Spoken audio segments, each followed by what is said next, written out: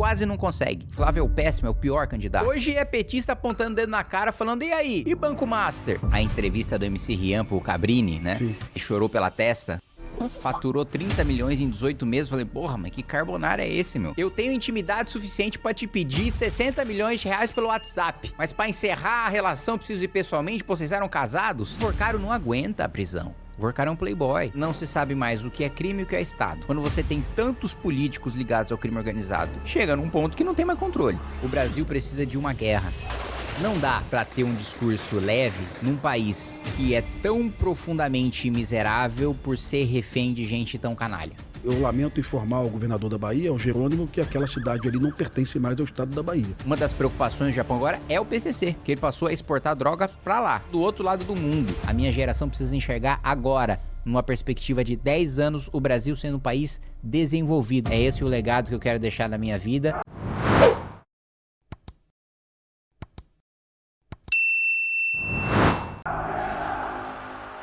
Olá pessoal do Papo de Elite, hoje eu trago aqui um cara que eu acompanho acho que desde 2015, né? E acompanho e já vou deixar claro que eu admiro, viu? E já tive até um embate aí leve aí ao longo dos últimos meses, né? Mas nada que um bom papo não consertasse. Mas é um cara que muito jovem já figurava entre os 30 pessoas mais influentes do mundo. Ele teve 500 mil de votos para deputado federal em São Paulo. É o Kim Kataguiri. Kim, obrigado, meu irmão, eu que pela agradeço. sua presença Prazer, aqui. meu. Foi uma leve discordância, tá, irmão? Não, mas tá tudo superado. bem. Tá superado. Quer falar por quê, irmão? Não, a gente teve a discussão lá atrás sobre a lei anti-Oruan, né, que foi apresentada primeiro pela Amanda Vettorazzo, vereadora lá em São Paulo, basicamente sobre proibição, né, de financiamento público para aqueles que fazem... aliciam, na realidade, pro crime organizado, né? Com propaganda para facções travestidas de shows. E aí, eu acho que você falou alguma coisa de, porra, tá preocupado com isso aí? Tem muita coisa mais importante pra preocupar. Exatamente. Ou então, não sei se era isso ou se era não dá pra aplicar, alguma coisa nesse sentido. Eu falei sobre a aplicabilidade da lei, pra falar a verdade. E aí, acho que até um amigo em comum, aí o Luciano fez uma ponte de falar, porra, não é bem desse jeito que o Pimentel tá pensando, né? Dá pra executar, é o contrato da prefeitura, é uma coisa que já... É um controle que já é feito, que teria uma coisa a mais, que agora, aliás... tem muito mais clareza, né, daquilo que a gente tá falando, tudo comprovado, porque você fez essa colocação, Oruan, Deolane, tudo que a gente falava lá atrás, que o que rebatiam do nosso discurso na imprensa era, não, mas é só, vocês querem criminalizar a cultura da periferia, primeiro como se cultura de periferia fosse cultura de crime organizado, né, que já é um puta de um preconceito, e segundo de falar, não, os cantores eles só cantam a realidade em que eles cresceram, não, uma coisa é você narrar, uma coisa é você falar que passou por aquilo, que você tá acostumado com aquilo, que aquilo foi a sua vida. Outra coisa é você convidar as pessoas para fazer parte da facção e exaltar a facção, né? Então, foi esse o nosso primeiro embate. Agora, Kim, tem algo mais além disso, hein, cara? Hoje, eu vi a entrevista lá do promotor em São Paulo, que eu muito admiro também, qual é o nome dele? O promotor? Gaquia. Ele já colocando que esses influencers e também... esses aí rappers, né? Eles, de fato, estão lavando milhões e milhões de dinheiro do PCC e do Comando Vermelho. Então, você colocou isso nas tuas redes bem antes dessas prisões, né? Sim. Foi o pioneiro dessa porra, então. Sim, não, a gente começou falando primeiro sobre a propaganda e sobre o vínculo com o crime, né? Que a gente falava que é só... Não só não era você cantar a própria realidade, era você aliciar para o crime, mas também de pessoas que estavam envolvidas com lavagem de dinheiro.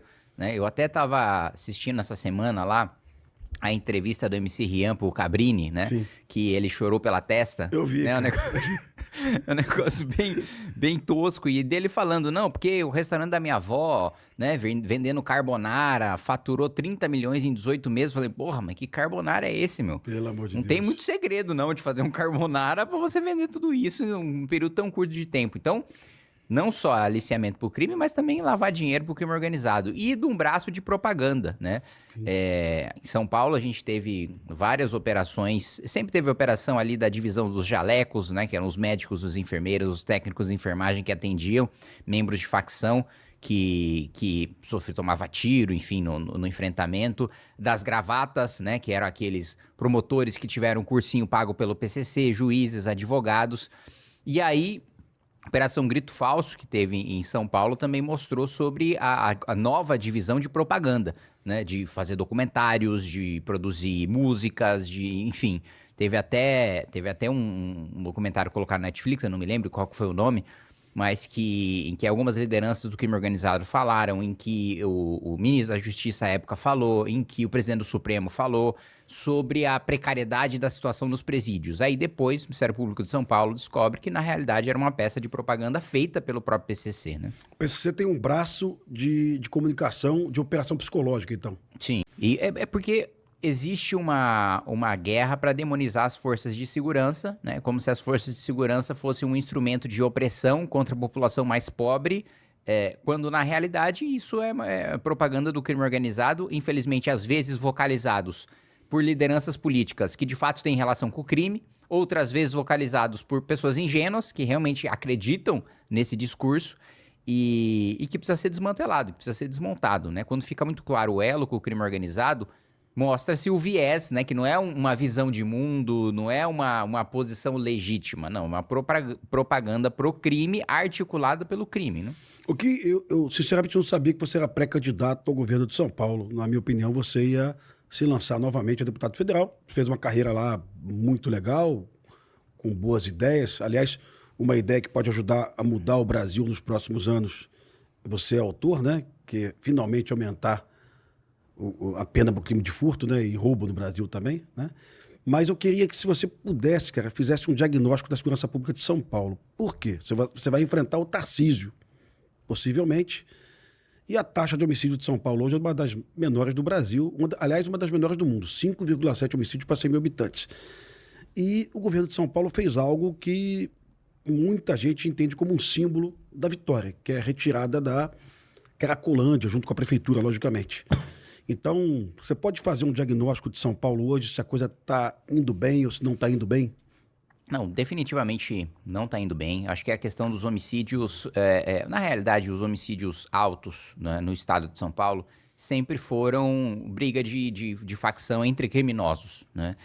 E nunca tiveram um impacto muito grande na sociedade paulista, porque não eram pessoas, cidadãos comuns, inocentes sendo mortos, né? Na maior parte das vezes era briga entre facções e entre criminosos. Então tem um impacto menor no dia a dia do cidadão. Obviamente isso precisa ser combatido, né? Agora, a percepção de segurança, e isso eu falo por mim mesmo, né? Pô, eu fui assaltado 6 vezes já no estado de São Paulo, pessoalmente, e hoje a insegurança ainda é muito grande e não existe mais. Antes ainda se falava de não, existem bolhas de bairros nobres em que você está seguro. E acho que um caso muito emblemático que acabou com essa tese, né, é o assassinato, o latrocínio que você teve ali no Parque do Povo, uma região muito nobre ali de São Paulo, em que um ciclista, né? Inclusive um ciclista conhecido ali pela comunidade, foi morto por causa de um celular. Então, eu acho que existe o aspecto de, realmente, o número de assaltos ainda assusta muito no estado de São Paulo, principalmente na cidade e na Grande São Paulo. Você ainda tem cidades do interior que tem números um pouco melhores. Ali você vai para Jundiaí, para Indaiatuba, para Americana, tem cidades, Sorocaba, tem cidades, tem regiões... Ribeirão Preto inclui isso? Ribeirão Preto também, São José do Rio Preto. Tem algumas cidades no interior que tem números melhores, uma sensação de segurança melhor, mas o interior sempre teve uma sensação de segurança altíssima. Essa sensação altíssima já tá para média alta, assim, você já não sente 100% seguro no interior. Eu sou do interior, né? Eu nasci em Salto, fui criado em Indaiatuba. Na cidade de São Paulo, a sensação sempre foi... Indaiatuba é um paraíso da segurança pública. Não, Indaiatuba realmente é uma cidade que sempre teve bons indicadores, que sempre disputou ali top 5, né? Indicadores de maneira geral, né? De saúde, de educação, de segurança do Brasil. Mas o interior, que sempre teve essa sensação maior, agora você já não está mais tão seguro. E na capital e na Grande São Paulo, ainda um problema muito grande. E em relação ao crime organizado, ao PCC, primeiro que é praticamente uma unanimidade ser anti-Tarcísio nas forças de segurança de São Paulo. Sim, Polícia Civil, Polícia Científica, Polícia Militar, Polícia Penal, né? As polícias estaduais, de maneira geral, têm uma insatisfação muito grande. E eu vejo 3 razões principais, né? Uma razão que Dos governos tucanos, sempre teve insatisfação em relação a salário, né? Porque o estado de São Paulo é o estado mais rico, mais produtivo do país, com uma das polícias que tem um dos piores salários, né? Mas dos tucanos já não esperavam nada, porque Alckmin e Serra já nem sequer prometiam nada, né? Falavam, vai continuar isso aí mesmo. O governo Tarcísio veio com uma promessa de que teria aumento para as forças de segurança de São Paulo. E isso não foi cumprido. Continua com os piores salários de São Paulo, sendo que é o estado em que existe a maior facção, a mais organizada e a mais poderosa do Brasil, eu diria até da América Latina, que é o PCC, né? Inclusive, em janeiro, eu estava em missão no Japão, né? E o ministro japonês me contava que uma das preocupações do Japão agora é o PCC, porque ele passou a exportar drogas para lá. Da mesma maneira para os Estados Unidos e para a Europa. Então, assim, chegou do outro lado do mundo, né? Chegou a já fazer convênio com a Yakuza para você ter mulas, né, levadas até o Japão e fazer, inclusive já com... Tem um número muito restrito de advogados no Japão, né? O Japão, apesar de ter 100 e poucos milhões de habitantes, tem 50 mil advogados. Nem se compara com o Brasil, que tem 2 milhões, né? E começou a ter demanda por advogados que falam outras línguas, inclusive o português, para atuar nos casos no Japão. Então, assim, o estado que tem essa facção tão organizada que passou a exportar crime, tem uma das polícias mais mal pagas e com um descumprimento de palavra, né? E não é por falta de orçamento, né? Porque não foi priorizado, né? O Tarcísio escolheu priorizar outras áreas que não a segurança pública em termos de orçamento. E não de orçamento só de salário, mas também de estrutura, né? Tem muito caso de colete vencido, de equipamentos obsoletos, já a gente apanhando para o crime em armamento, em tecnologia, inteligência, né? Eu, inclusive... Tem um recurso que eu encaminhei para a polícia científica. Já teve compra de cromatógrafos também, que é um instrumento importante até para você identificar a composição da droga, né? Muitas vezes o crime, ele muda a composição da droga para não estar no rol da Anvisa e aí não ser considerado droga. Então, você apreende lá 500 quilos de alguma coisa que não é considerado droga, porque não tá, aquela composição química não está prevista, e aí você precisa do cromatógrafo justamente para você fazer aquela análise, passar para a Anvisa e nas próximas apreensões já ser considerado droga.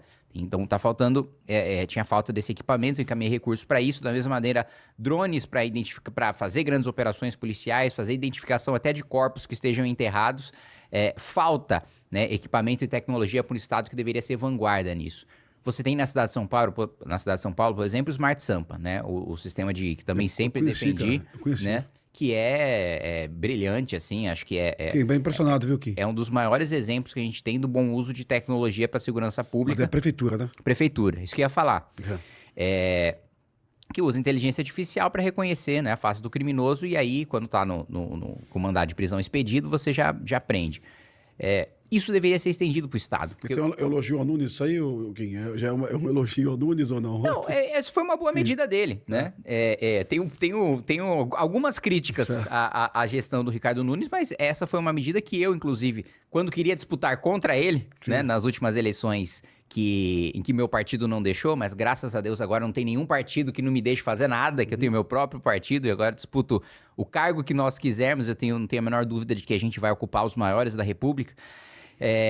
Um dos pontos que eu colocava era esse, né? Ele já era prefeito e falou, olha, tem que implementar esse sistema, né? Na época ainda tinha alguma discussão, mas não é um estado policial, né? Você vai ter o seu rosto reconhecido. Eu falei, gente, é uma questão de segurança. Primeiro que já tem câmera, né? Nos monitorando na rua a todo tempo, né? Ter a inteligência artificial para reconhecer o rosto só vai proteger o cidadão. Isso é pacificado hoje, né? Isso todo mundo já aceita, todo mundo vê que funciona.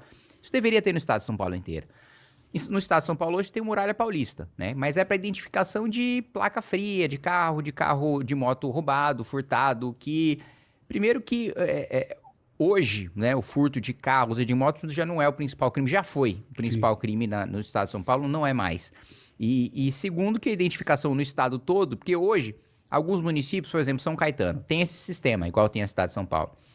O criminoso sai do estado? Não. Ele sai da cidade. Sim. Ele não tá mais na cidade de São Paulo, foragido não tá mais na cidade de São Paulo, não tá mais em São Caetano, não tá mais em Indaiatuba, não tá mais em outras cidades que tem esse sistema. Mas nós precisamos expulsar do estado, né? E idealmente do país. Sim. Mas, falando do estado de São Paulo, esse sistema precisaria existir de maneira geral. E um outro ponto, outra reclamação que eu escuto, é de que por um racha interno que nós tivemos no PCC, dentro do estado de São Paulo, que inclusive ensejou a operação no litoral, né, a Operação Verão, nós tivemos uma oportunidade histórica de diminuir significativamente e de aumentar a divisão e a fragmentação dentro do PCC, fazendo uma operação de limpa, né? E o Tarcísio, por receio de apanhar da imprensa, de apanhar de ONGs de direitos humanos, de apanhar de partidos de esquerda, não autorizou continuidade e novas operações nesse sentido de enfrentamento ao PCC. Eu não teria receio nenhum, né? Aliás, o meu histórico já demonstra isso. Enquanto deputado, não tive nenhum receio de enfrentar polêmica, de enfrentar porrada, de enfrentar pauta impopular, de enfrentar processo, de enfrentar ameaça de morte. Nunca tive problema com isso e não teria, né, no governo do estado para autorizar essas operações. Então, de maneira geral, falando de segurança, eu colocaria esses dos principais problemas que hoje nós temos no estado, e aí tem vários outros que a gente poderia falar de educação também, andando de lado, de contas públicas que a gente poderia ter mais capacidade de investimento, de velocidade de execução de obras de infraestrutura, que também é a menina dos olhos de ouro do Tarcísio, mas anda num ritmo menor do que ele próprio. Eu conheço, ele é um cara muito capaz na parte de infraestrutura. Ele é consultor da Câmara na infraestrutura, e quando eu fui relator do projeto de lei geral do licenciamento ambiental, ele era o principal ministro do governo que tratava sobre o assunto, quando na realidade deveria ser o de meio ambiente, né? Mas teve uma negligência ali, mas esse é outro assunto. Mas ele é um cara que entende muito, é um técnico nessa área. O problema é que ele é um técnico habilidoso, mas ele não é um político habilidoso e não é um político corajoso. E é preciso ter uma habilidade política para você conduzir transformações no Estado, que o técnico você precisa se cercar dele, de pessoas que entendem profundamente de assuntos que você não vai ter a capacidade de entender, porque o governante precisa tratar de todas as áreas, mas é impossível que ele entenda de todas as áreas. Então você se cerca de pessoas melhores que você. Agora, esses técnicos, eles têm uma visão especializada na área deles. A visão geral e a capacidade de conduzir essa técnica para se transformar em política pública é outra coisa. Perfeito. O que eu conto eventualmente em podcast uma história de uma matéria que eu fiz sobre furto de mala no aeroporto, dos aeroportos do Brasil. E eu entrevistei um bandido, ele era peruano, e eu perguntei, ele tinha mais de 60 anotações por furto, né? E eu perguntei, por que tu vem furtar no Brasil? E ele respondeu, mas no teu país pode furtar. No meu não pode. Se eu furto no meu país, eu vou preso. E depois eu contei uma experiência minha numa periferia de Resende, onde nós tínhamos um problema social gravíssimo, que era o furto de bujão de gás. Você chegava numa casa de periferia, uma mãe chorando, olhando para o fogão, com uma lata de óleo, com feijão, com arroz, e ela dizia assim, seu polícia, furtaram o meu bujão de gás. Para quem faz lei, isso não é uma tragédia. Para quem está na periferia, isso representa a fome do seu filho e da sua família. E nós prendíamos as pessoas que furtavam bujão de gás e elas eram liberadas imediatamente da delegacia. E na delegacia mesmo. Era furto simples, não tinha arrombamento, você responde em liberdade.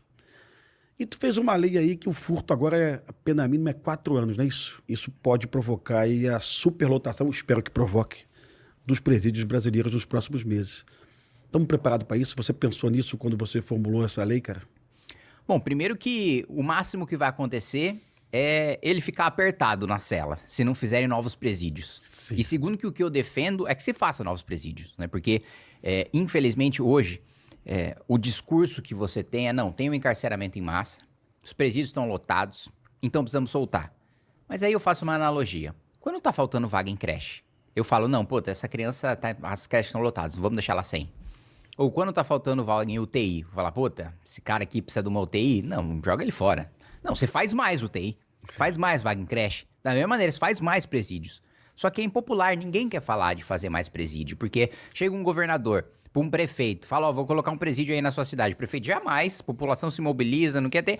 E aí, o que isso gera na prática? O juiz utiliza aquilo como fundamento para não prender. Para ele ir pro aberto, para ele ir pro domiciliar, para ele responder em liberdade, né? Então, precisa ser feitos novos presídios. E é uma relação, assim, é até um pouco constrangedor ter que falar uma coisa tão óbvia. Mas o que os estudos acadêmicos mostram é quando você resolve mais os crimes e prende mais, tem menos crime. Assim, é uma coisa tão evidente, mas que existe um discurso dominante na imprensa e por parte do governo tão grande de que não tem correlação entre você prender e diminuir crime, porque muitas vezes a gente aprende muita gente e ainda assim os crimes continuam acontecendo. Olha o tanto de reincidente que a gente tem. O tanto de cara que a gente tá aprendendo de novo. Inclusive já cumprindo, dos poucos ainda que cumprem pena, sem falar daqueles que, né, tem um monte que responde a um monte de processo, de denúncias, que às vezes que já foi condenado em primeira instância, mas ainda tem recursos, e aí tá respondendo em liberdade, ou tá foragido, e outros processos respondem em liberdade, tá foragido num processo e aparece para falar num outro, e a justiça não pode pegar o cara pelo outro processo, por causa da esquizofrenia jurídica que a gente vive aqui.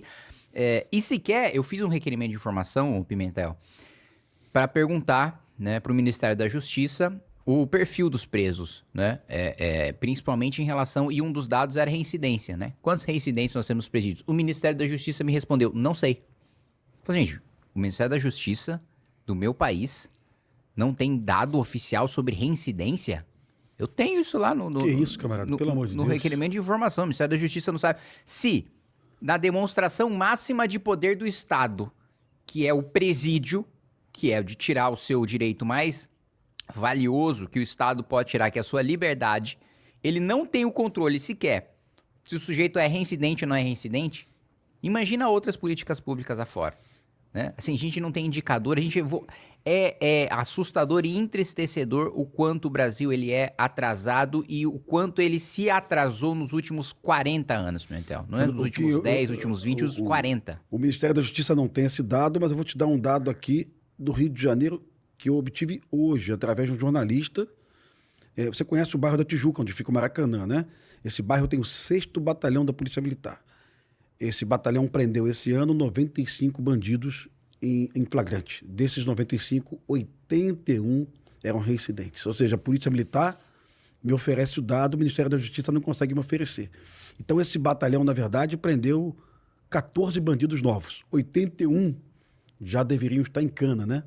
Então, isso assombra o Brasil, cara. E você falar que o Ministério da Justiça não tem esse dado porque vai sentar aqui, se Deus quiser, um dia, o André, que é o secretário nacional da questão penitenciária, né? Uhum. E eu vou perguntar isso para ele, porque eu conversei contigo ali antes de começar o podcast sobre 3 estados de esquerda, que é Piauí, que é o Rafael Fonteles, que é a Paraíba, não me lembro o nome do governador, mas é PSB, e o Espírito Santo, Renato Casagrande, PSB. Esses 3 estados aí estão conseguindo reduzir roubo de uma forma contínua, né? Esses 3 estados aí mais que dobraram o número de presos em 5 anos, né? O Piauí dobrou em 4 anos, de 4 mil presos para 8 mil presos. A Paraíba dobrou em 10 anos. E o Espírito Santo, de 8 mil para 24 mil presos. Ou seja, estados de esquerda que estão na contramão do que o Lewandowski pregava, né? Uhum. O Lewandowski, se eu tenho uma mágoa de algum ministro no Brasil, porque eu não guardo mágoa, de fato era do nosso ministro da Justiça. Ele não falava em desencarceramento, ele dizia desencarceramento em massa. Era mais do que isso, né? E você está falando aqui, está concordando que é uma política pública equivocada e que mata o morador de periferia, né, irmão? Mais prejudicado, né? Porque o rico, quando ele é roubado, ele compra no mesmo dia que ele perdeu. Exato. O pobre não. O pobre ele ainda tá pagando o que perdeu e vai tirar dinheiro, sabe-se lá de onde, para comprar algo novo, né? A gente aprovou o projeto de aumento de pena de furto, roubo e receptação, que, aliás, tem sido muito propagandeado agora pelo governo Lula. Tem várias peças, inclusive, olha só, a cara de pau do governo. Uhum. Eu faço... Você sabe o que é Twitch? Sim. Twitch, então, a gente faço lives lá jogando na Twitch, né? Jogo Dota, né? E faço minhas transmissões jogando ao vivo. O governo federal está pagando para colocar anúncios na minha live na Twitch para falar que o governo é responsável pelo projeto que eu aprovei. Aí tu já fala, não, essa porra é minha, pô. Isso é grotesco. E olha só, o PT votou contra o projeto de aumento de pena de furto, roubo e receptação. O PT votou contra. O Lula sancionou por quê? Porque é ano eleitoral e tá todo mundo com pesquisa na mão, sabendo que segurança pública é o principal assunto. Então ele não queria se desgastar. E segundo, porque ele sabia que se ele vetasse, eu ia derrubar o veto. Tem maioria para derrubar o veto. Tem mais de 300 votos para derrubar o veto. Inclusive teve sessão do Congresso Nacional ontem, que se ele tivesse vetado, a gente teria derrubado. Então, é de uma cara de pau, porque aí tá mandando fazer peça de propaganda. Tu lembra exatamente quem votou contra? Se a gente falar, eu vou perguntar aqui, Maria do Rosário, votou contigo? Não, todo o PT. Todo o 100%, PT? 100%. A orientação do governo foi contra e todos os deputados votaram contra. Então o PT, categoricamente, era contra o aumento da pena por furto e roubo no Brasil. Só teve, para não falar que todo mundo votou contra, quem não votou contra é porque não estava presente. Sim. Então, ou foi abstenção ou foi contra. Né? Então, e aí depois o governo sanciona e coloca a iniciativa do governo federal, tolerância zero com o crime e um desespero agora também. A gente conversava sobre o pacote que o governo lançou de combate ao crime e falando de dezenas de bilhões de reais agora investidos para enfrentar o crime. Aí quando você vai ver, é empréstimo do BNDES para os estados fazerem o enfrentamento. Sim. A maior parte do programa não é o governo federal, toma estado, faz um trabalho aí que eu faço a minha parte com a Polícia Federal, você faz com as polícias estaduais. São 11 bilhões. Né? Aí quando você vai ver dos 11, 10 é empréstimo. 10, então peraí. O governo federal não está nem ajudando os estados, está emprestando o estado que já tem dívida com a União. O Kim, você prestou atenção nesse anúncio do governo federal e eu gostei de alguma coisa e fiz ressalvas, né? Mas você percebe que o governo federal não fala em recuperação de território, né? Tu percebeu isso? Sim. Parece que é um assunto que o governo federal não quer se envolver, né?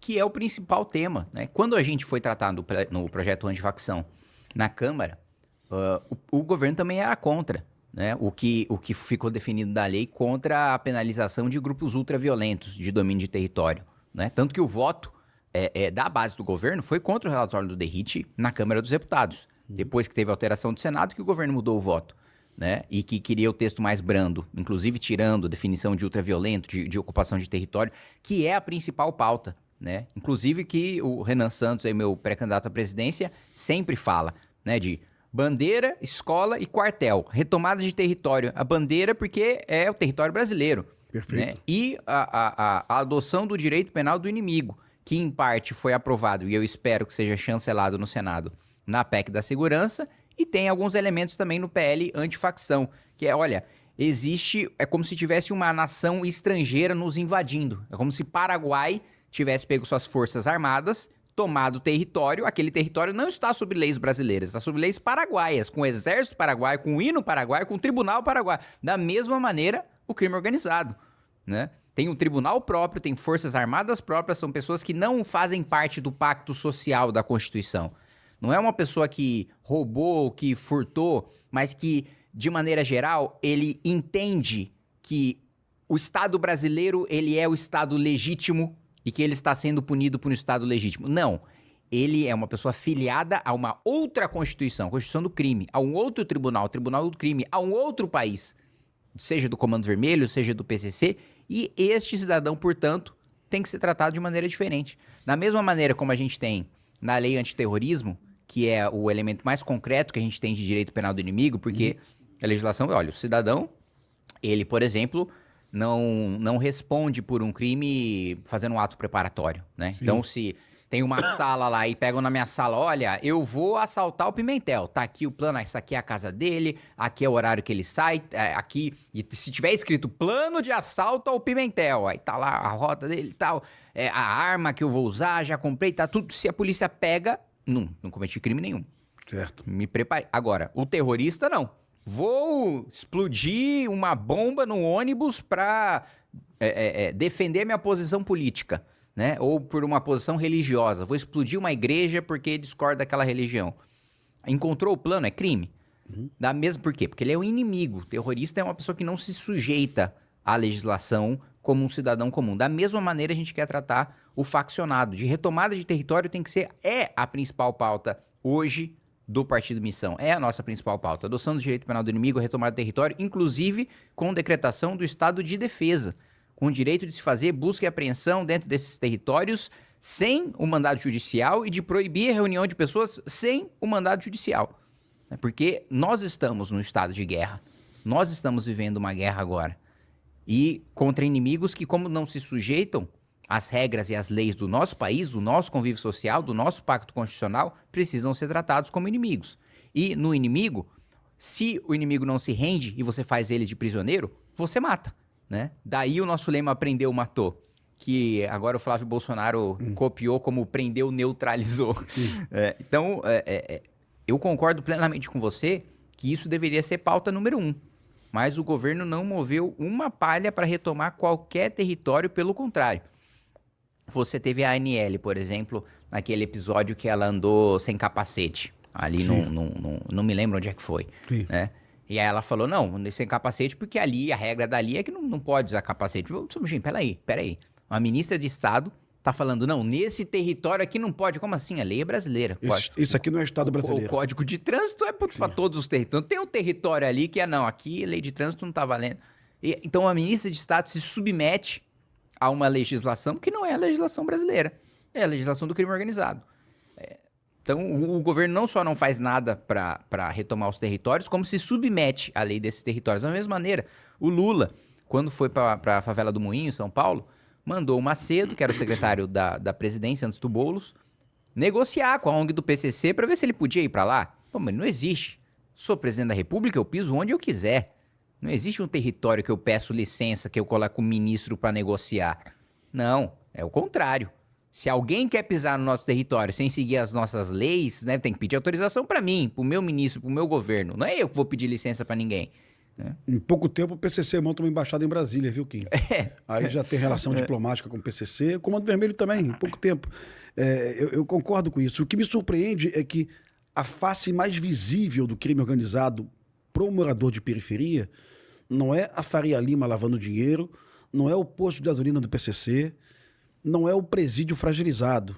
Eles estão fragilizados, é fato. A face mais visível do morador de periferia é a porra da barricada na porta da sua casa, é descobrir que ele tem que pagar a internet da facção, né? Você está acompanhando isso? Sim. Tá? Hoje no Rio de Janeiro, o estado do Rio de Janeiro, hoje temos 37 municípios onde TIM, Claro e Vivo não conseguem vender internet, onde a internet pertence ao Comando Vermelho, e o morador de boa fé, ele não tem opção, porque ninguém vive sem internet. Então o morador que não é um bandido, ele está contribuindo mensalmente com a facção com R$109 por mês. É quanto a facção cobra. A Claro cobra 89, a facção cobra 109, né? Então eu acho que esse é um assunto tão emergencial. Em São Paulo tem isso já, cara? Já tem internet da facção, cara? Cara, bem menos, mas tem. Inclusive eu tive há um pouco mais de um ano reunião com os diretores da Anatel, que eles falam o seguinte, eu vou fazer o quê? 20 mil provedores no Brasil? Porque uma coisa é eu mandar um fiscal numa coisa que está irregular, mas que é uma coisa clandestina, mas que não é do crime organizado. Outra coisa é como é que eu vou mandar o meu fiscal da Anatel para o território dominado pelo crime. Né? Então tudo começa com a recuperação do território. Com a recuperação do território não consegue fazer nada. A operação para reprimir a lavagem de dinheiro ela é importante, é urgente, mas o dinheiro sai do território. Né? Parece que o governo federal não compreende isso, cara. Parece que não compreende. Porque às vezes falam, não, mas a gente tem que enfrentar com inteligência, a gente tem que enfrentar com tecnologia. Só que quando eu pergunto para quem utiliza isso como único discurso para segurança, tá, o que é inteligência? Qual tecnologia que você vai usar? Porque eu concordo plenamente em asfixiar e manter preso, se for o caso, para sempre, que eu defendo uma nova Constituição, hoje é inconstitucional, mas no caso prisão perpétua, pro chefão do PCC que tá na Faria Lima. Né? Agora, como é que com inteligência ou com tecnologia, sem ter um enfrentamento armado, eu retomo um território? Não existe isso. Não tem. No Banco Central não pode fazer nada para retomar um território. A Receita Federal não vai retomar um território. Perfeito, né? Perfeito. Então é em linha com o que você está falando. É óbvio que é importantíssimo, né? Você combater a lavagem de dinheiro, imposto de gasolina, você ir atrás, em São Paulo até rede hoteleira, de restaurantes, que hoje tem muitas moradias também no Tatuapé, de luxo, que integrantes do PCC têm morado. Agora, para retomar território, não tem outra alternativa, né? Ou você entra no conflito armado, ou você deixa aquele território lá. Eu conversei contigo hoje sobre um caso que me chocou na Bahia, um jovem bandido do Comando Vermelho, 17 anos, estava sendo enterrado, morreu em confronto com a polícia, na cidade de Dias Dávila. E no meio do enterro, o caixão foi metralhado pela facção rival, pelo BDM. Chegou a ver isso? Sim. Uma cidade que, à luz do dia, isso, a poucos metros de uma delegacia. Uma cidade onde você não consegue fazer um enterro. Né? Se você não consegue fazer um enterro nessa cidade, você não consegue fazer um julgamento também, porque a facção domina essa cidade. Então, um júri de um assassino ali seria absolutamente inviável e perigoso, né? Eu uso esse caso de Dias Dávila na Bahia como a exemplificação do que é o território dominado. Eu lamento informar ao governador da Bahia, ao Jerônimo, que aquela cidade ali não pertence mais ao estado da Bahia. Isso é o visível. São Paulo não temos isso, né, Kim? Nenhuma cidade, né? Não, nesse nível não tem nenhuma cidade. Em que o que você tem no interior de São Paulo são prefeitos ligados ao PCC, mas em que não existe nenhum controle sobre julgamento em segunda instância, por exemplo. O cara pode até ter uma grande influência sobre o juiz local, sobre o promotor local, só que no recurso o cara vai ser condenado, né? E o prefeito não tem o domínio territorial, né? Não vai ter o caixão, barricada e fuzil, fuzil, caixão sendo metralhado, grávida morrendo com o próprio filho dentro da barriga, com um tiro de troca de tiro de bala perdida. Não, isso não vai existir, né? Agora, que você tem, e isso é muito preocupante, e esse é um dos pontos também que eu tenho uma preocupação em relação ao paralelo na Itália, porque o paralelo da Itália tem um ponto positivo e tem um ponto negativo. O ponto negativo é de você estar muito próximo de um ponto em que não se sabe mais o que é crime e o que é Estado. Quando você tem uma infiltração tão grande, quando você tem tantos políticos ligados ao crime organizado, prefeitos, deputados, vereadores, enfim, todas as instâncias do poder, ministros ligados ao crime organizado. Quando você começa a ter juiz ligado ao crime organizado, promotor ligado ao crime organizado, chega num ponto que não tem mais controle, né? E eu acho que a gente caminha para esse ponto. Não estamos nele. Ainda é possível utilizar a estrutura do Estado, né, para exterminar o crime organizado. E o Estado tem a capacidade, né, bélica maior do que o crime, né? Há superioridade bélica para enfrentar o crime, né? Falta vontade política, falta você utilizar os instrumentos de maneira eficaz, falta a coragem para você defender instrumentos, como a gente defende o Estado de Defesa, que ninguém tem coragem, porque automaticamente a gente recebe a acusação de não, então vocês querem um estado de exceção, então vocês querem uma ditadura. Eu falo, não, meu amigo, eu quero retomar um território porque nós estamos num estado de guerra, e o Estado de Defesa foi feito exatamente para isso, para um estado de guerra, né? Mas outras pessoas têm medo desse tipo de crítica. Nós não temos, porque a gente tem completa capacidade de explicar e de rebater ponto a ponto tudo isso que é colocado. E o ponto positivo da experiência italiana, que eu acho que é parte do pontapé inicial para a reação, os membros da Suprema Corte, a classe política começou a perceber, opa, tá chegando na minha instância de poder. E aí, se é um cara ligado ao crime, não sou eu já ocupando essa cadeira. Sim. Aqui dentro do Congresso Nacional, no Senado, na Câmara, no Supremo Tribunal Federal, no Superior Tribunal de Justiça. Então, ou a gente toma uma medida radical para reverter esse cenário, e aqui eu tô falando de pessoas que não vão agir por razões republicanas, de pessoas que vão agir por sobrevivência, de gente corrupta mesmo do Centrão, ou dentro do Supremo, ou dentro do STJ, que vai falar, bom, eu sou ladrão, mas eu sou ladrão de colarinho branco. Né? Não sou um cara que mistura o colarinho branco com a arma na cinta, né? Esse cara ali, se eu não estiver no esquema dele, ele vai me matar, né? Então, essa reação da experiência italiana, que até ensejou depois a lei antimáfia, que endureceu muito o tratamento que a associação criminosa tinha lá e do que passou a ter, que no Brasil também esse é outro ponto também dos rigores, tanto do número de pessoas como da necessidade de você se reunir para cometer múltiplos crimes. Então, se for um crime, se o Ministério Público só conseguir comprovar que aquela associação é para um crime, não é associação criminosa, né? Então, não é organização criminosa, né? Na Itália isso mudou. Então, eu acho que ou a gente toma uma atitude muito rapidamente, ou em breve a gente vai chegar nesse ponto de inflexão em que não vai ser mais possível enfrentar o crime organizado, porque ele vai estar muito infiltrado na estrutura do Estado. Aí é revolução armada, aí não tem o que fazer. Eu separo didaticamente o crime organizado do narco-estado, né? Para ser didático, são várias definições. O crime organizado é a infiltração, o narco-estado é o Estado trabalhando para a facção. O Estado assumiu que ele é bandido, isso aconteceu com a Venezuela, isso aconteceu com da época do escândalo Irã-Contras, né? Aconteceu com a Nicarágua, vários estados, aconteceu com o Panamá também, no governo Noriega, né? O estado assumiu, nós vendemos cocaína, né? Isso pode estar acontecendo com algumas prefeituras do Brasil. Eu acompanhei, assustado, a questão que envolve ali a prefeitura de João Pessoa, né? Uma investigação da Polícia Federal investigando a esposa do prefeito e a filha do prefeito por terem conexões com uma facção chamada Nova Al-Qaeda. Bom, se isso é verdade, não está finalizado ainda o julgamento, se for verdade, João Pessoa já é um município narco-estado, né? Então eu tenho cuidado, mas eu também tenho uma preocupação de explicar para o eleitor, de forma didática, porque o eleitor não enxerga, ele... Poxa, Pimentel, o colarinho branco não está ligado ao fuzil. Mas se você puxar, se você vier puxando... vou dar um exemplo do Rio de Janeiro. Temos uma Refit, que sonegava impostos, 13 bilhões. O governo de São Paulo tenta receber esse dinheiro através de ações, tá?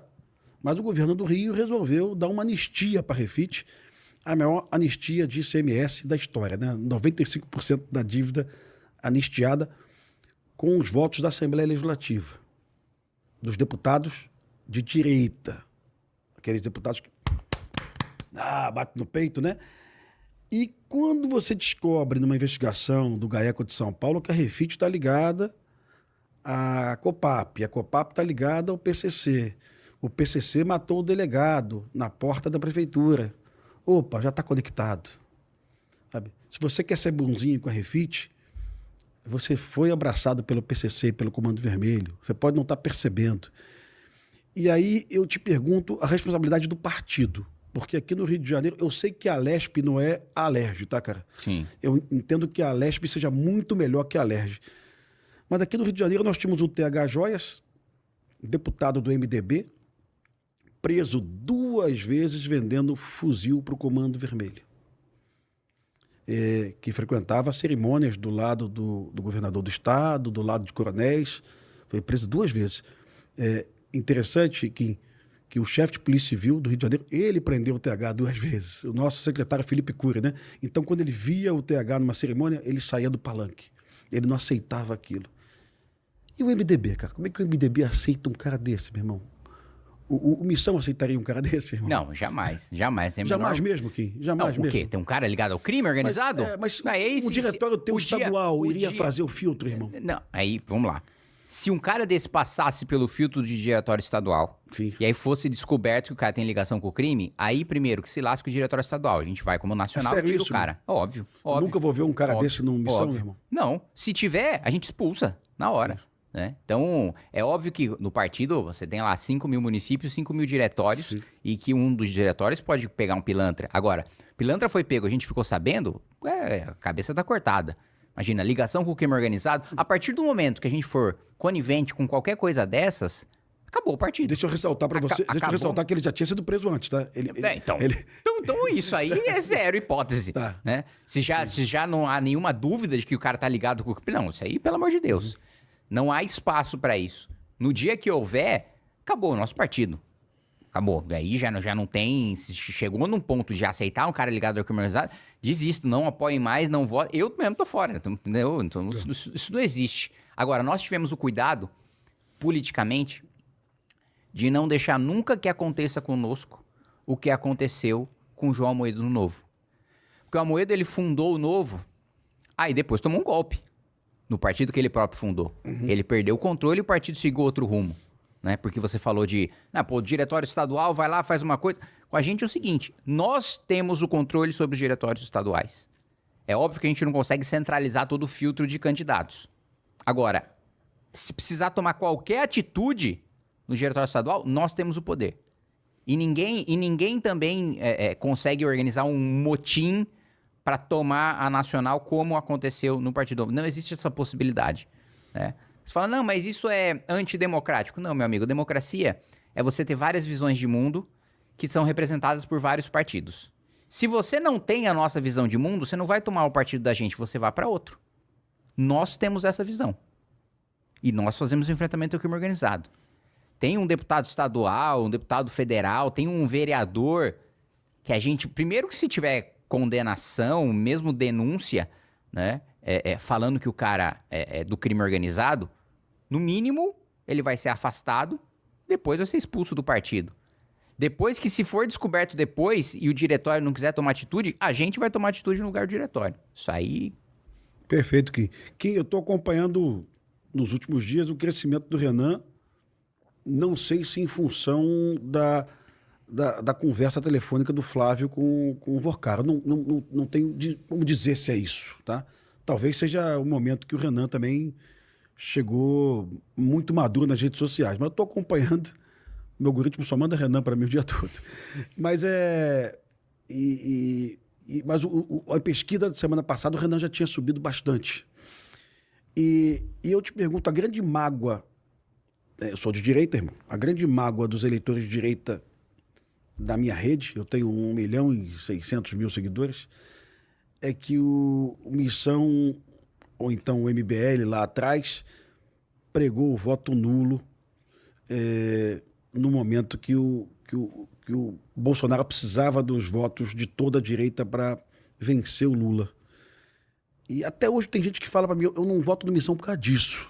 Esse seria o motivo que me afasta de novo assim esse ano, irmão. Sim, com certeza. Sempre que necessário será. Não tem o menor problema de falar isso. Não tem o menor problema de falar isso, porque é o seguinte, quem elegeu o Lula foi o Bolsonaro. Foi o voto nulo do MBL. Se o Bolsonaro, olha só o que eu escutei de um ministro do Bolsonaro. O Bolsonaro se esforçou muito para perder a eleição e quase não consegue. O Bolsonaro perdeu para ele próprio. O Lula não teve mais votos porque o Brasil foi mais para a esquerda, queria o PT. O Brasil ainda estava e ainda está num clima de direita, tanto em 2018 e 2022 e continua agora em 2026. O Bolsonaro perdeu porque ele reviveu o Lula. Não fosse o Bolsonaro, o Lula sequer estaria solto. Foi por decisão do Procurador-Geral da República do Bolsonaro, do ministro Supremo indicado pelo Bolsonaro. E no final das contas ele terminou fazendo a mesma coisa que o PT. Foi pego, eu era presidente da Comissão de Educação, o ministro dele foi pego com barra de ouro em propina. O que ele fez? Passou pano. Acabou com a Operação Lava Jato, bateu no peito e disse isso com orgulho. Todos da Lava Jato foram soltos porque a Procuradoria-Geral da República, do procurador indicado por ele, proibiu força-tarefa. Nulidade, parcialidade do Moro acompanhada pelo Cássio Nunes, ministro indicado pelo Bolsonaro. E agora a gente vendo um monte de rolo também aí do Cássio Nunes.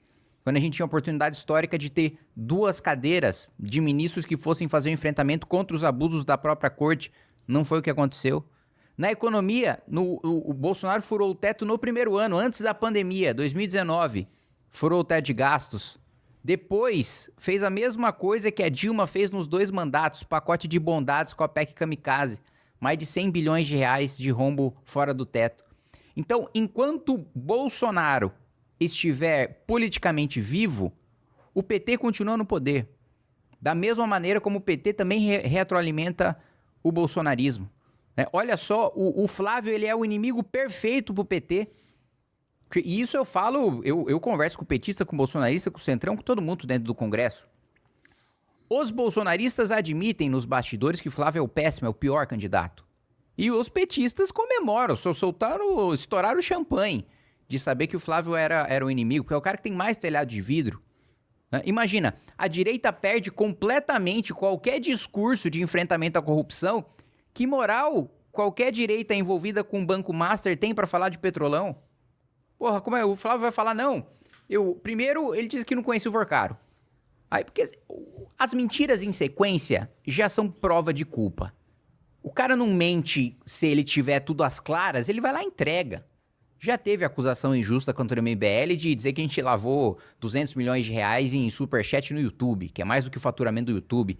O que a gente fez? Ficou criando mentiras em sequência? A gente falou, não precisa nem pedir nossa quebra. Toma todas as nossas contas. Acabou a denúncia. Agora o Flávio não.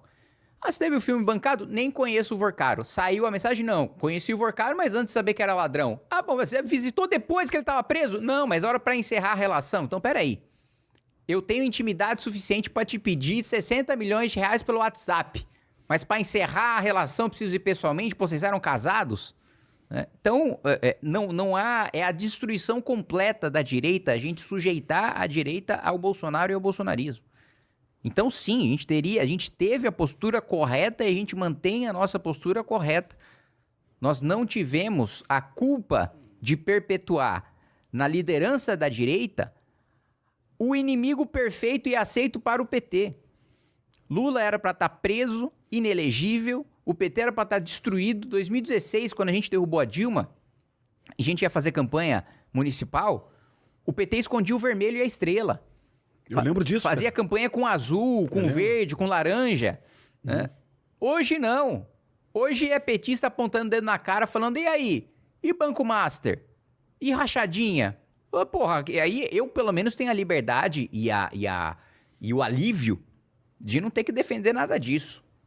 Porque, infelizmente, boa parte daqueles que se elegeram com o Bolsonaro pode até reconhecer no bastidor que é ladrão, que é bandido, que não quer apoiar o Flávio, mas que não pode se indispor publicamente, senão não se elege mais. Mas que eu vi uma coisa, não de candidatos, mas eu vi algo esses dias que eu nunca tinha visto. Eu vi Coppola, Constantino, Alexandre Garcia, eu acho que Pavinato também.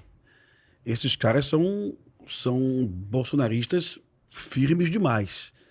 Esses caras se indignaram e foram para as redes, né? Um mais tímido, outro mais contundente, mas todos foram. Tu percebeu isso? Sim. E para onde isso está caminhando, cara? Não, acho que, primeiro, isso só mostra que um discurso que a gente escuta, que é o discurso de quem te fala isso, Sim.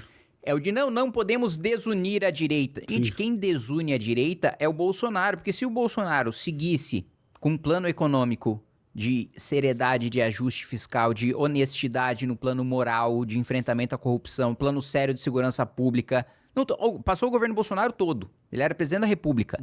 Não teve o aumento de pena de furto, roubo e receptação que eu, sendo o único deputado com o governo contra, aprovei. A principal pauta dele era a arma. Fazer a arminha com a mão, não é o símbolo do bolsonarismo, a arminha? Ele não aprovou um projeto pro porte de arma.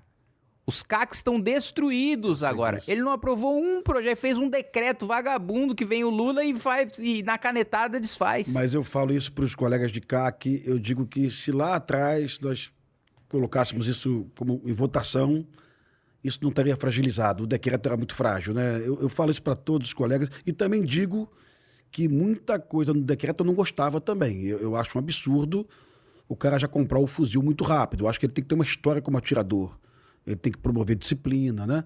Assim também, como eu vi aquela tragédia agora no Rio Branco, no Acre, um adolescente assassino, ele pegou a pistola do padrasto em casa e matou 2 professoras e tentou atirar numa amiga. Chegou a ver isso? Não vi.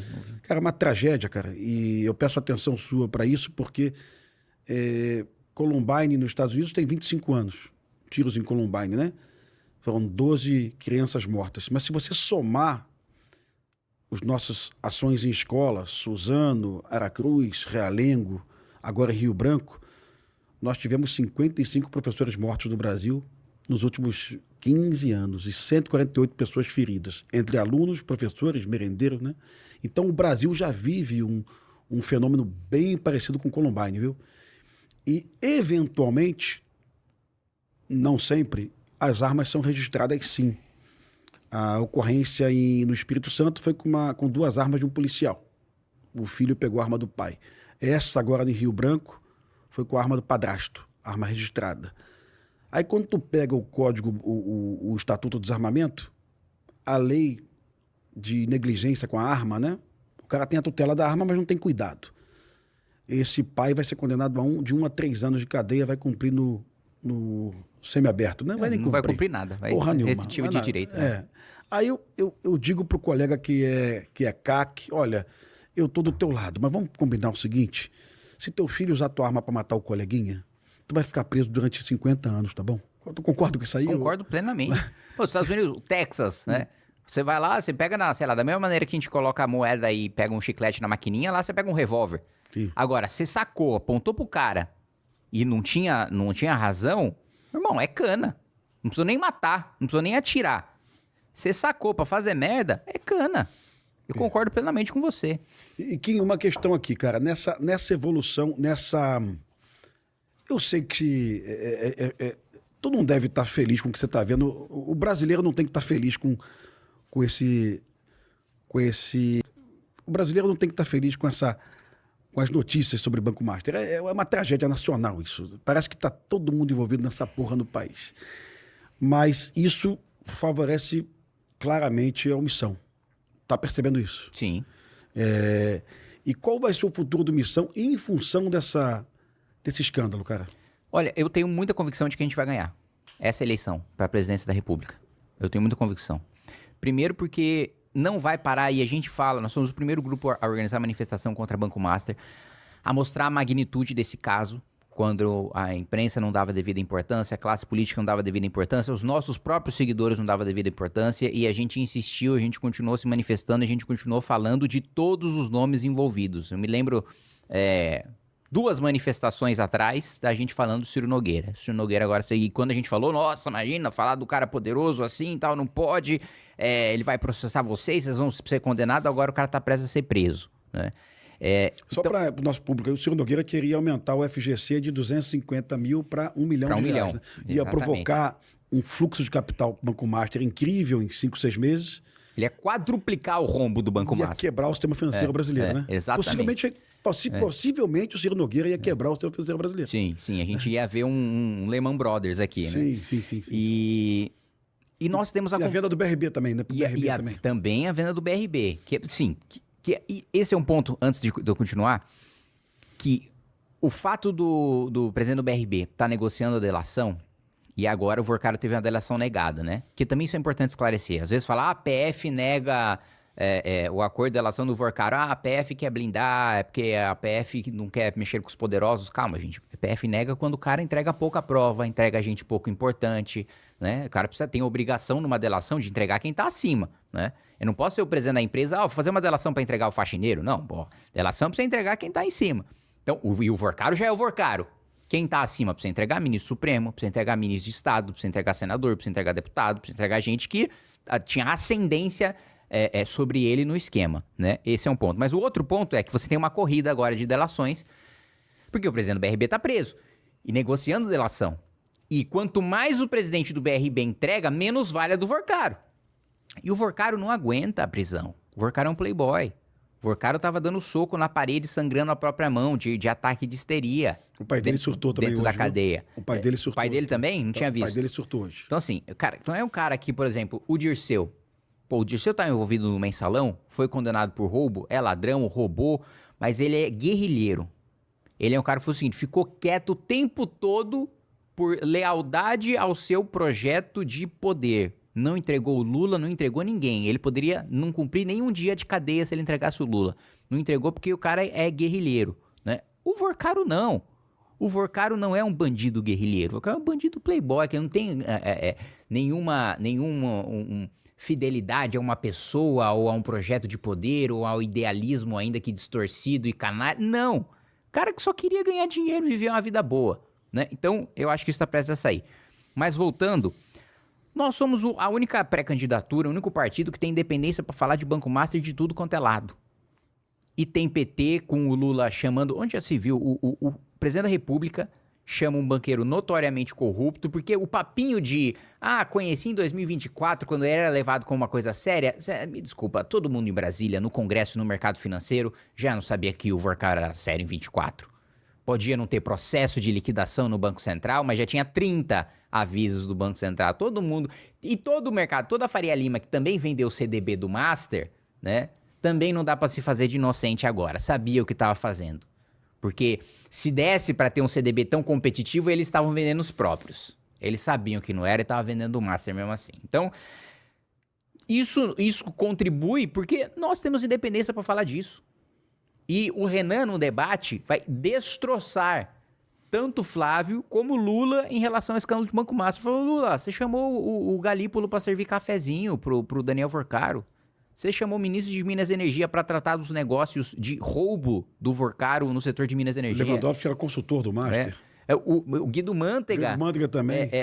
Foi o articulador disso, indicado pelo Jacques Wagner, que também tinha participação do Augusto Lima na Bahia, que era o amigo do Rui Costa, que só depois pegou o Banco Pleno, se tornou sócio do Vorcaro, porque foi beneficiado pelo Rui Costa com um decreto que ele deu exclusividade de crédito consignado para um cara que comprou um negócio, uma massa falida de um mercado, por 15 milhões de reais, que depois virou 20 bilhões, 30 bilhões de reais. Então, o PT está diretamente ligado com o escândalo do Master. Assim como o Dias Toffoli, assim como o Alexandre de Moraes, tem que estar todo mundo preso.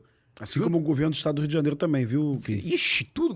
Você pegar, acho que 25 estados depois implementaram o Crédito Sexta, que é o programa de consignado ali do Augusto Lima, ligado ao PT da Bahia. Isso se expandiu para 25 estados. Aqui no Rio foi dinheiro da Previdência dos aposentados do Estado no Banco Master, né? Colocando dinheiro no banco. 1 bilhão aqui no Rio de Janeiro, né? Está acompanhando isso, né? Agora, o deputado federal, Ottoni de Paula, ele está conectando esse aporte do dinheiro do governo do Estado do Rio de Janeiro, do governador Cláudio Castro, né? Não sei com que evidências para ele colocar isso, não sei se são ilações, mas ele está colocando isso, está linkando isso à doação para o filme, tá? Que é uma doação, assim, quem conhece um pouquinho de cinema, a gente fez Tropa de Elite 2 com 17 milhões, tá? E a gente percebe um filme caro ou barato em função do plano aberto ou plano fechado, né? Quando o plano é muito aberto, o filme vai encarecer, né? Quando o filme é de época, ele fica mais caro, carros, roupas e tal. Muita gente no setor de cinema não acredita num filme de 61 milhões de reais, tá? As pessoas olham, fazem uma cara feia, né? Não, calma, 61 é só o que ele pediu via celular, o orçamento total era mais de 130. Isso aí é superprodução, Titanic, isso aí, né? Então, assim, muita coisa vai acontecer lá na frente. Muita coisa vai acontecer, mas isso é a oportunidade do Missão, ou o Missão já ia crescer independente disso, o Kim? Eu acho que as duas coisas. Eu acho que a gente cresceria mais lentamente, mas cresceria inevitavelmente se esses escândalos não surgissem agora. Mas surgindo agora, as pessoas veem que tudo que a gente falava era verdade. Quem nos atacava, quem nos batia, falando que a gente só queria dividir a direita e enfraquecer o Flávio pra gente se fortalecer, agora tá vendo que ele tá envolvido sim. E que não tem defesa, assim, é patética a defesa do Flávio. Eu acho que é a pior gestão de crise da história. Né? Ele vai lá e fala, não, é dinheiro privado para um filme privado. Fala, pô, beleza, se o Marcelo Odebrecht der dinheiro pro Lula, o filho do Brasil, é dinheiro privado pro filme privado também, pô. Então, assim, não existiria... Veja, quando algum bolsonarista vem utilizar esse argumento comigo, eu falo, gente, para imaginar um áudio do Lulinha pedindo dinheiro para um filme, pro Léo Pinheiro, pro Marcelo Odebrecht, né, pro Nestor Cerveró. Vocês iam estar falando que cadê o crime? Vocês iam estar perguntando cadê o crime? Não, você já está falando, é óbvio que uma empresa que só rouba dinheiro, com uma pessoa do governo, do parlamento com poder, pedindo dinheiro para essa pessoa, muito dinheiro para essa pessoa, está envolvido no esquema, pelo amor de Deus. É uma coisa tão evidente, é o que você falou também. O Parasita lá custou 1/3, ganhou o Oscar. Custou 1/3 do que o filme do... E aí eles falam, não, porque a gente contratou o Jim Caviezel. Gente, o Jim Caviezel, mesmo no auge, não era tudo isso também, não. Né? Porque hoje colocam, sei lá, o Pedro Pascal, tudo que é filme estão colocando, né? Não é, o Jim Caviezel nunca foi, não é, sei lá, Sidney Sweeney também nunca, não existe esse cachê do Jim Caviezel. Então, eu acho que acelerou o nosso crescimento, mas ele era inevitável primeiro. Porque o Renan, ele é o único que tem proposta, mas não só proposta, mas a capacidade de verbalizar e de mostrar a grandiosidade dessa proposta. E o Renan, ele tem uma capacidade de imaginação, que eu falei pra você quando a gente estava conversando sobre o governo do Estado, de enxergar e de falar para as pessoas e de inspirar as pessoas com essa visão do Brasil que a gente quer. Do Brasil como uma das 5 nações mais importantes, não uma dos 5 PIBs do mundo, mais importantes do mundo. Brasil em que o presidente senta com o Xi Jinping, com o Putin, com o Trump e decide se vai ter guerra ou se não vai ter guerra. Cuja decisão importa, cuja opinião importa. A opinião do Brasil hoje não importa. O Brasil não é nada para o mundo hoje. O Brasil não decide... A operação que teve na Venezuela é uma humilhação para o Brasil. Gostou do vídeo? Ajude a divulgar o Partido Missão. Se inscreva no canal, deixa seu like e não esqueça de compartilhar esse vídeo.